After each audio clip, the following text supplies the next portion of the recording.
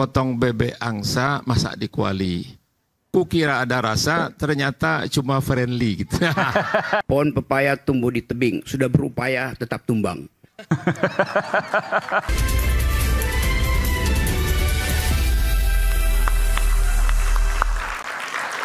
Sempat tertunda bahkan sampai 2 segmen. Sekarang saya berikan giliran kepada Bung Rocky Gerung. Tadi udah dengar ada ilmiah, ada empirik. Saya pikir ini ranahnya akademisi. Silakan Bung Rocky. Oke, saya akan konsisten soal ilmiahnya itu. Teori ilmiah itu ada teori, ada teorema tuh. Ada yang bisa bedain nggak tuh? Teori and teorema.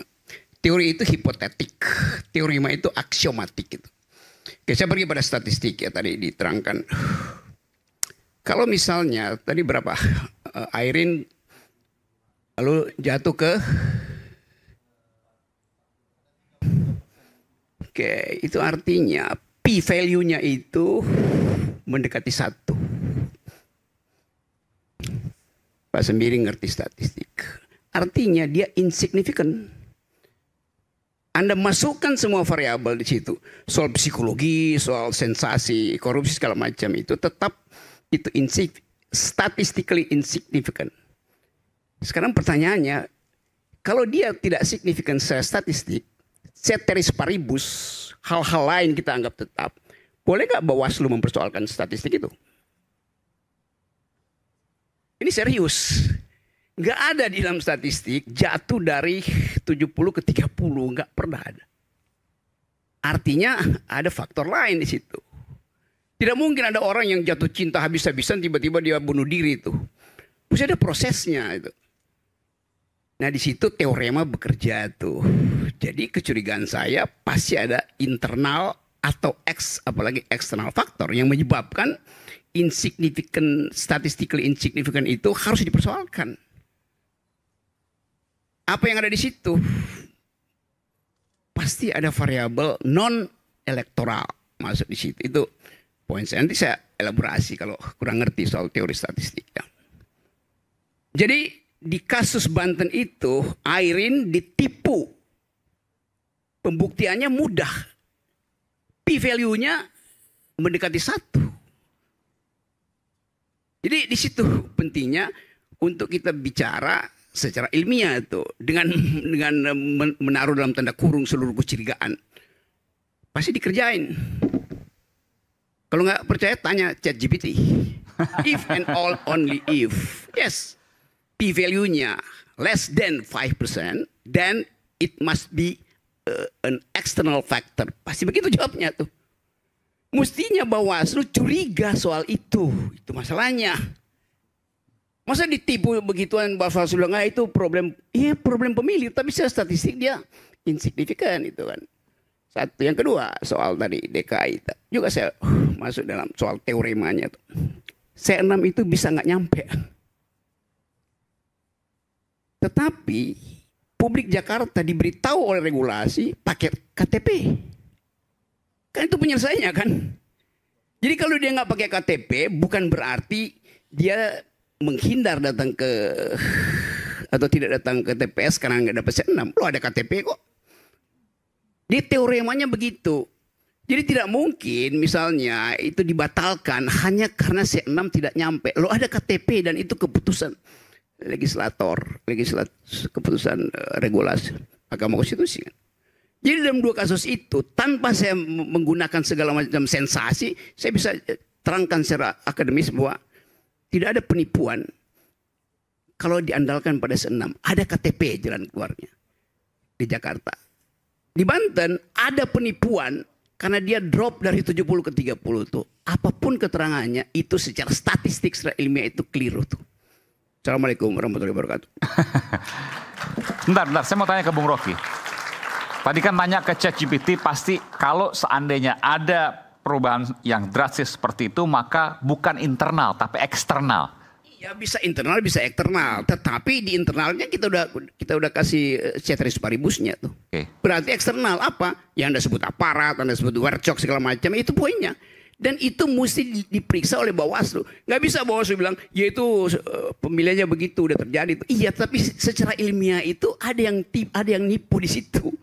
Kan otak kita dibiasakan untuk berpikir tajam, berpikir lurus tuh.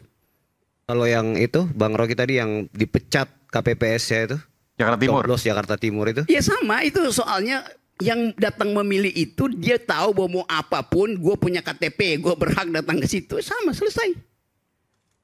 Dalihnya begitu aja kan. Yang menarik begini Bung Rocky, kalau tadi kemudian ada bicara soal curang misalnya seperti itu, lalu kemudian melapor ke Bawaslu dan tidak ada kepercayaan pada Bawaslu karena apa istilah tadi, tidak bisa menindaklanjuti. Di Bawaslu dia mesti periksa kenapa secara statistik dropnya itu melampaui p-value gitu. Gampang aja. Ya buktikan aja Bawaslu, oh itu bukan wilayah kami. Itu artinya Bawaslu tidak mau memeriksa sesuatu yang keliru atau batal secara akademis. Bisa nggak Bung Ferry seperti itu? Bawaslu punya inisiatif seperti itu karena ada keanehan misalnya yang dianggap. Sedikit sebelum. Silakan. Jadi setuju dengan Pak Profesor Rocky tadi. Ya. Tapi kalau soal ini ya cinta tadi itu ya. Berbalik tiba-tiba. Potong bisa aja orang jadi jatuh cinta tiba-tiba bunuh diri gitu kan. Potong bebek angsa masak di kuali. Kukira ada rasa, ternyata cuma friendly gitu. Jadi, tapi ada prosesnya, ada proses itu. Kayaknya banyak yang ngalami di sini. Saya setuju bahwa hal-hal yang tidak masuk akal itu pilkada ini harus dievaluasi secara menyeluruh. Banyak sekali yang nggak make sense. Modal keluar sampai ratusan miliar untuk suatu wilayah. Ya, ini gubernur atau termasuk di wali kota atau bupati? Kabupaten kota. Ratusan miliar bupati wali kota? Miliar. Ada itu? Daerah mana itu provinsinya? Ya ada. nanti dibilang nggak ilmiah lagi sama Pak Ferry. Tapi maksud saya orang calon itu mau mengeluarkan berapa pendapatan dia. Kalau hitung-hitung dagangnya, dia tidak akan mendapatkan. Lalu kenapa mau gitu? Point dari situ. Oke. Lalu kenapa mau? Mungkin konteksnya ke pemilu, pilpres akan datang. Kalau enggak dia akan korupsi, berurusan lagi dengan APH nanti. Jadi memang hal-hal yang tidak masuk akal tadi, kalau menurut saya harus didalami dan harus diperbaiki. Gitu. Ya, secara. Saya tanya tadi Bung Rocky, menarik juga. Oke. Bawaslu lihat misalnya ada keanehan 70 ke 30 tanpa ada laporan bisa nggak melakukan itu? Investigasi. Jadi kan mereka kan badan pengawas pemilu. Ada di dalamnya sentra penegakan hukum terpadu. Isinya 3, Bawaslu, polisi, jaksa. Otaknya adalah mencurigai segala hal yang curang di dalam kepemiluan.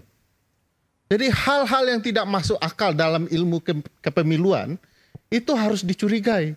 Termasuk tadi yang misalnya. Termasuk tadi angkanya drop jauh, aneh, terjadi berbagai potensi. Semua penyidik yang berkaitan dengan kepemiluan itu harus mencurigainya. Ini permulaan untuk melangkah bahwa ada kecurangan. Ini datanya nih awalnya. Tetapi mana gerakan Bawaslu? Jadi saya kalau Bang Deddy, teman-teman yang partai politik, silahkan saja melapor ke Bawaslu. Saya sudah khatam melapor ke Bawaslu. Tidak ada pergerakan. Bahkan ketika kecurangan kami datang, deks kecurangan, deks pelaporan tidak ada di Bawaslu. Coba saya tanya sebagai masyarakat awam, mau melapor kemana kalau deksnya tidak ada? Harusnya kemana waktu itu pas? Ya ke Bawaslu, dia sediakan deks pelaporannya. Kita menunggu berjam-jam. Sampai kita paksakan, kalau tidak ada kita akan umumkan, Anda tidak menerima laporan kita. Jadi ini problematika di dalam ilmu kepemiluan saya yang tidak ilmiah tadi, kami memahami bahwa permulaan kecurigaan bisa dijelaskan secara ilmiah dan bukti empiriknya harus menyusul, karena itu akan ada metode untuk membuktikannya. Baik. Saya ke Bung Rocky lagi kembali. Bung Rocky, apakah ini semua yang menjadi kegelisahan sehingga tingkat partisipasi publik dalam pilkada kali ini semakin turun, bahkan lebih turun jauh ketimbang pilpres? Oh iya, itu yang terjadi. Dan dirumuskan dengan satu kalimat. Pohon pepaya tumbuh di tebing, sudah berupaya tetap tumbang. Kita kembali saat lagi, tetaplah bersama kami di Rakyat Bersuara. Siapa yang tumbang?